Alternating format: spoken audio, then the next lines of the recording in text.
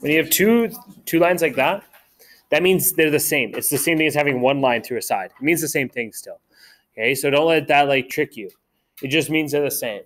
So if I wanted to calculate the area, I would start with the outside edges. That's just what I prefer to do. This is one edge right here times this guy right here.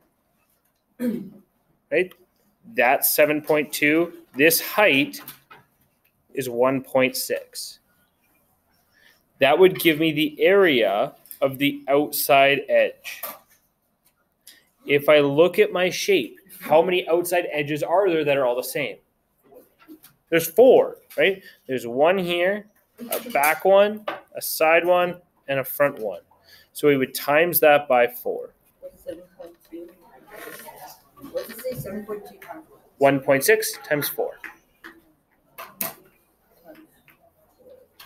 That would be the outside edges. I still would not have calculated the top and the bottom.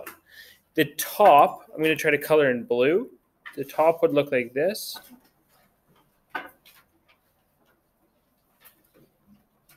If I wanted to calculate the top, I want to do length times width.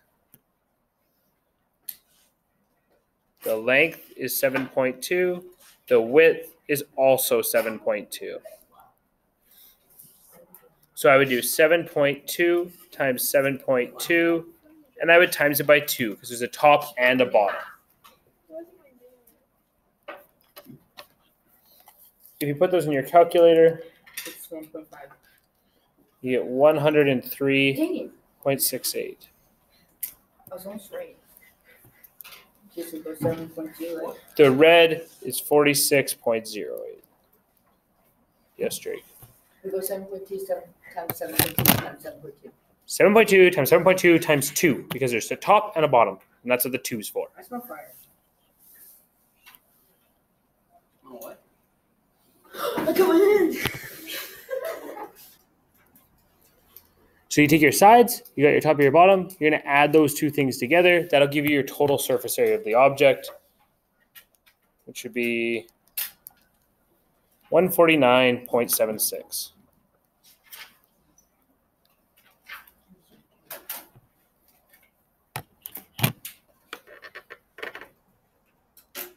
Awesome. Yeah. You could put meters squared if you want. Yeah, if you want to do units. Awesome. Cubes. Cubes mean that every side's the same. So a cube's actually really easy to calculate the surface area because all you need to do is calculate one surface area and then times it by 6 because there's 6 sides to a cube. So it's kind of straightforward. It's like having a perfect square all the way around. If you look at this first one, they've even kind of drawn it out for you and they've labeled all the sides as all being 7. So for us, we need to do one side, 7 times 7. And then we times it by 6 because there's 6 sides. You don't have to put 7 times 7, right? What's a quicker way you could write 7 times 7? Yeah, you can put 7 squared, right? Times 6. So you do one side length squared, times it by 6. I don't care which one you use. If you do 7 squared times 6, cool. If you do 7 times 7 times 6, cool. It makes no difference to me. Just understand that it could be both ways. Yeah, Darren. Could you do 7 cubed? If it was 7 times 7 times 7, then you could. But because it's times 6, is because there's 6 sides. So that wouldn't quite work. So if you had a cube where it was all 6, then it'd be 6 times 6 times 6. That's the only time you'd ever get 6 cubed. Cool.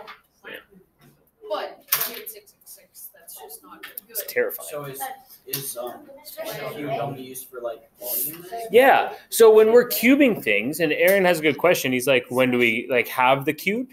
That's for volume questions. We're doing area. That's why we're always ending with centimeters squared, meters squared, inches squared, right? Because we're doing surface area, and area is only squaring things. Volume is when you do length times width times height. That's when you start getting cubes. So for this next question, if we're doing a square, it'd be 8 times 8 times 6. Right? 8 times 8 because that's the sides, times 6 because there's 6 sides. 384.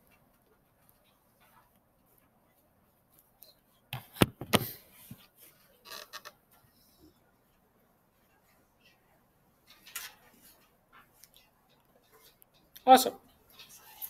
Example 6 is a word problem.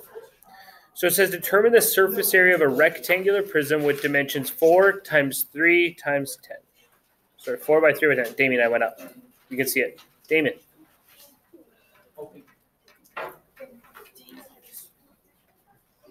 There's 2 ways you can do example 6. Some people can like visualize it and just do it. Other people are really good at drawing and they could draw it.